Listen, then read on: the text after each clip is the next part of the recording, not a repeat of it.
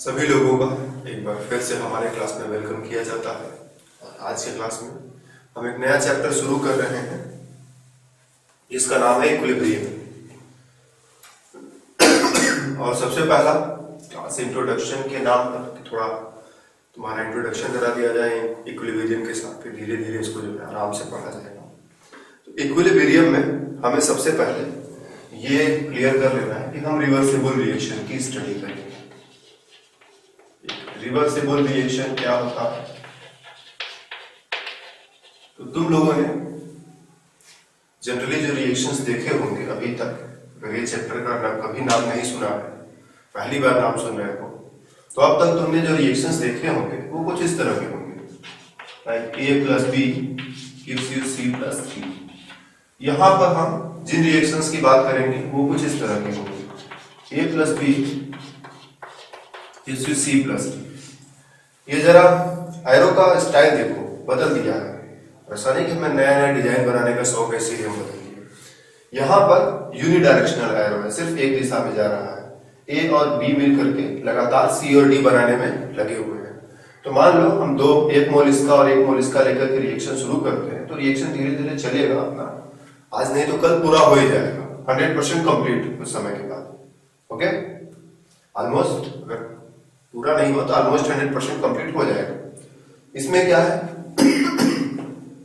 ए और बी, सी और डी तो बनेगा ही बनेगा, लेकिन सी और डी जो है वापस ए और बी में कन्वर्ट हो रहे हैं।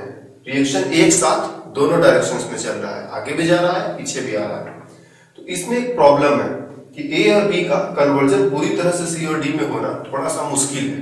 ध्यान रहे, रिएक्शन ऐसे हो रहा है कि ए और बी जो है सी और डी में कन्वर्ट हो रहा है, लेकिन सी और डी वापस ए और बी में कन्वर्ट हो रहा है। तो अब ए बी सी डी हटाओ और इसको बोलो रिएक्टेंट्स और इनको बोलो प्रोडक्ट। तो रिएक्टेंट्स का कन्वर्जन प्रोडक्ट में हो रहा है, प्रोडक्ट वापस फिर से रिएक्टेंट में कन्वर्ट होते जा रहे हैं। तो इसीलिए रिएक्शन 100% पूरा होना इम्पॉसिबल टाइप का लग रहा है, क्योंकि भाई हम जैसे इसको इसमें बदलेंगे वापस इसमें बदल जाए तो इसमें ऐसा लग रहा है कि रिएक्शन 100% पूरा नहीं हो पाएगा। तो यस, अगर इसको इसके हाल पर छोड़ दे तो कभी नहीं पूरा होगा, क्योंकि थोड़ा उधर जाएगा फिर वापस इधर आएगा। हाँ, पीछे वाले रिएक्शन को किसी तरह से रोक दें, अगर केवल आगे वाला रिएक्शन करवाएं, तब जो रिएक्शन 100% जा सकता है। तो इसके लिए भी उपाय है, इसीलिए तो हम पढ़ रहे हैं कि कुछ रिएक्शंस ऐसे होते हैं जो पूरे ही नहीं होते हैं हमारे, तो उनको पूरा करने के लिए कुछ तो उपाय करना पड़ेगा ना, इसीलिए हमें इस चैप्टर को पढ़ने की जरूरत है।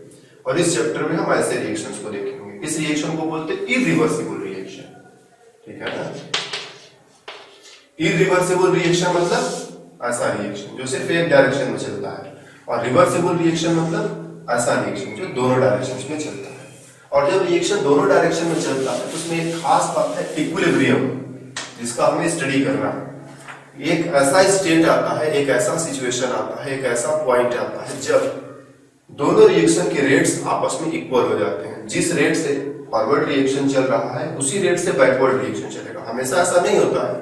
जनरली जब रिएक्शन शुरू कराते हैं तो आगे वाला रिएक्शन जो होता है बहुत तेजी में होता है, पीछे वाला रिएक्शन धीरे धीरे होता है। तो रिजल्ट क्या होगा कि इनका अमाउंट घटता जाएगा और प्रोडक्ट का अमाउंट बढ़ता जाएगा।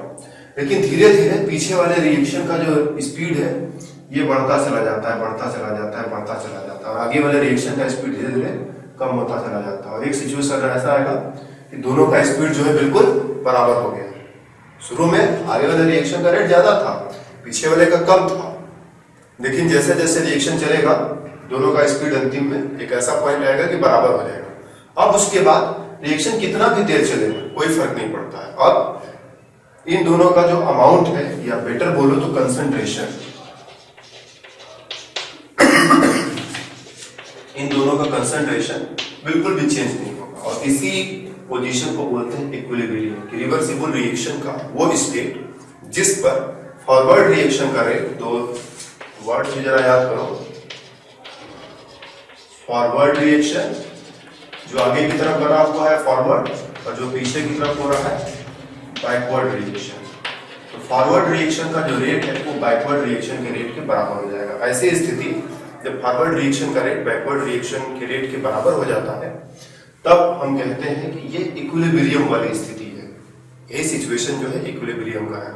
अब इक्विलिब्रियम आ गया है और पड़ा रहेगा वैसा रिएक्शन लगातार चल रहा है, 2 दिन चलाओ, 10 दिन चलाओ, 50 दिन चलाओ, कोई फर्क नहीं पड़ता, उसमें अब कोई प्रोग्रेस नहीं हो रहा है, क्योंकि जितना वो आगे जा रहा है उतना ही पीछे भी आ रहा है। तो जितना प्रोग्रेस हो चुका है वहीं पर रुक जाएगा एक तरह से, समझ रहे हो ना? जितना प्रोग्रेस होना था हो चुका है, अब इसके बाद कोई प्रोग्रेस नहीं होगा। जैसे मान लो कि तुमने रिएक्टेंट से काम शुरू किया, तुमने 100 ग्राम रिएक्टेंट से काम शुरू किया और 100 ग्राम में से 70 ग्राम जो है प्रोडक्ट में कन्वर्ट हो गया, बाकी 30 ग्राम बचा हुआ है, और उसी समय इक्विलिब्रियम आ गया। तो 100 में से 70 ग्राम कन्वर्ट हुआ, 30 ग्राम बचा है, उसी समय इक्विलिब्रियम आ गया। अब इक्विलिब्रियम आ गया तो वो 30 ग्राम हमेशा 30 ग्राम ही रहेगा, कभी जो है वो 30 से 29 ग्राम नहीं होगा, उसमें कोई कमी भी नहीं होगा और कोई वृद्धि भी नहीं होगा, ना वो घटेगा ना वो बढ़ेगा। जो 30 ग्राम बचा है वो पड़ा रहेगा। क्यों? क्योंकि उसमें से जितना प्रोडक्ट में कन्वर्ट होगा वापस फिर से उतना ही रिएक्टेंट में उसी स्पीड से कन्वर्ट हो जाएगा। इसीलिए अब रिएक्शन 2 दिन चलाओ, 10 दिन चलाओ, 20 दिन चलाओ, कोई फर्क नहीं पड़ता, वो उसी तरह से पड़ा रहेगा। इसी को हम बोलते हैं ये इक्विलिब्रियम आ गया। तो इक्विलिब्रियम की खासियत क्या क्या है? रिवर्सिबल रिएक्शन रहेगा तभी इक्विलिब्रियम होगा। दूसरा, इक्विलिब्रियम कहते किसे हैं? ठीक है ना, पहला पॉइंट इक्विलिब्रियम केवल रिवर्सिबल रिएक्शंस में आता है। दूसरा पॉइंट कि इक्विलिब्रियम किसे कहते हैं? जब वो स्थिति जब फॉरवर्ड रिएक्शन का रेट बैकवर्ड रिएक्शन के रेट के बराबर हो जाता है, उसी स्थिति को हम इक्विलिब्रियम कहते हैं। और जब इक्विलिब्रियम आ जाता है तो रिएक्टेंट का कंसंट्रेशन और प्रोडक्ट का कंसंट्रेशन कांस्टेंट हो जाता है। कंसंट्रेशन जो है कांस्टेंट हो जाता है। तो दो चीजें, रेट इक्वल हो जाएगा। कौन सा रेट इक्वल हो जाएगा? तो फॉरवर्ड रिएक्शन और बैकवर्ड रिएक्शन का रेट आपस में इक्वल हो जाएगा। कंसंट्रेशन कांस्टेंट हो जाएगा। कंसंट्रेशन जो है वो कांस्टेंट हो जाएगा, मतलब कि रिएक्शन कितना भी अब चलाओ, किसी भी मटेरियल के का कंसंट्रेशन, जैसे कि मान लो ए भी है, बी भी है, सी भी है और डी भी है, कितना भी तुम रिएक्शन कराओ, 2 4 10 दिन भी कराओ, कोई फर्क नहीं पड़ता। जितनी भी चीजें हैं सबका कंसंट्रेशन अब कांस्टेंट है। जब तक इक्विलिब्रियम नहीं हटेगा तब तक कंसंट्रेशन कांस्टेंट रहेगा ही रहेगा। तो इक्विलिब्रियम आ गया तो रिएक्शन कई दिन भी चलाओ तब भी कंसंट्रेशन चेंज नहीं होगा, कांस्टेंट का कांस्टेंट बना रहेगा। And third, it is dynamic. It is dynamic. Dynamic मतलब समझ रहे हो कि रिएक्शन में कोई प्रोग्रेस नहीं हुआ है, लेकिन रिएक्शन रुका भी नहीं हुआ। रिएक्शन लगातार चल रहा है, मेहनत कर रहा है, खूब मेहनत कर रहा है कि हम आगे बढ़ेंगे, लेकिन उतना ही पीछे भी चला आ रहा है। तो इसीलिए सब मेहनत जो है पानी में चली गई। इसी को बोलते हैं डायनेमिक। लगातार रिएक्शन हो रहा है लेकिन प्रोग्रेस कुछ नहीं है, नो प्रोग्रेस। रिएक्शन लगातार कंटिन्यूअस चल रहा है, जितना आगे जा रहा है उतना ही पीछे आ जा रहा है, इसलिए कोई प्रोग्रेस है, प्रोग्रेस देखने को नहीं मिलेगा। तो dynamic but no progress. Reaction रुका नहीं है, दूर से देखने को लगेगा कि यार कुछ हो ही नहीं रहा है। अब पास से आकर के देखोगे तो बेचारा मेहनत तो बहुत कर रहा है, लेकिन जितना आगे जा रहा है फिर फिसल के उतना पीछे भी चला आ रहा है, तो क्या करेगा? कोई प्रोग्रेस नहीं हो पाएगा। तुम सोचोगे कि इसमें हम कैटलिस्ट मिला दें, कोई फर्क पड़ेगा जरूर। तो कैटलिस्ट मिलाने का no effect, no effect of the catalyst. Catalyst क्या करता है कि जितना फॉरवर्ड रिएक्शन का रेट बढ़ाता है उतना ही बैकवर्ड रिएक्शन का भी रेट बढ़ा देता है। तो कैटलिस्ट से इक्विलिब्रियम को कोई फर्क नहीं पड़ता। बस कैटलिस्ट मिलाने से ये होगा कि जो इक्विलिब्रियम 4 घंटे में आना था हो सकता है 10 मिनट में आ जाए, मतलब फॉरवर्ड रिएक्शन का भी रेट उसने बढ़ाया, बैकवर्ड का भी बढ़ा दिया, तो इक्विलिब्रियम उसी जगह उसी पोजीशन पर आएगा। जैसे इसमें हमने एग्जांपल लिया था कि 70 ग्राम जैसे ही खत्म हुआ वैसे ही इक्विलिब्रियम आ जाएगा। 100 ग्राम से हमने रिएक्शन किया, जैसे इसमें 70 ग्राम खत्म हुआ इक्विलिब्रियम आ गया। तो अगर हम कैटलिस्ट मिलाएंगे तो होगा क्या? बिना कैटलिस्ट का मान लो 70 ग्राम खत्म होने में 5 घंटा लगता था, हो सकता है कैटलिस्ट मिला देने पर 70 ग्राम खत्म होने में सिर्फ 10 मिनट लगे, काम जल्दी हो गया। लेकिन इक्विलिब्रियम तो उसी 70 ग्राम पर ही आएगा कि 70 ग्राम जैसे ही खत्म हुआ इक्विलिब्रियम आ जाएगा। तो इक्विलिब्रियम क्या करता है, कैटलिस्ट क्या करता है, इक्विलिब्रियम को प्रभावित नहीं करता है, केवल इक्विलिब्रियम जो है जल्दी आ जाता है। लिख सकते हो, बट इक्विलिब्रियम कम्स सूनर, जब पहले से थोड़ा जल्दी आ जाता है। तो ये है इस इक्विलिब्रियम के कुछ फीचर। और सबसे बड़ा ड्रॉबैक क्या है कि रिएक्शन इक्विलिब्रियम आने के बाद बहुत मेहनत कर रहा है किंतु कोई प्रोग्रेस नहीं हो रहा है। तो हमको जो है स्टडी करना है कि प्रोग्रेस क्यों नहीं हो रहा, और ऐसा हम क्या कर दें इक्विलिब्रियम टूट जाए और प्रोग्रेस फिर से शुरू हो जाए। जब तक इक्विलिब्रियम को नहीं तोड़ेंगे प्रोग्रेस नहीं होगा, ठीक है।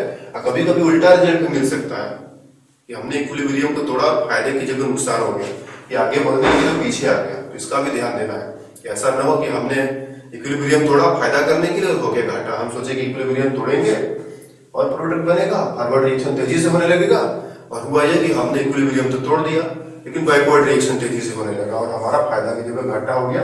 जो प्रोडक्ट बना था थोड़ा बहुत वो भी वापस रिएक्टेंट में कन्वर्ट हो गया, लो बचा।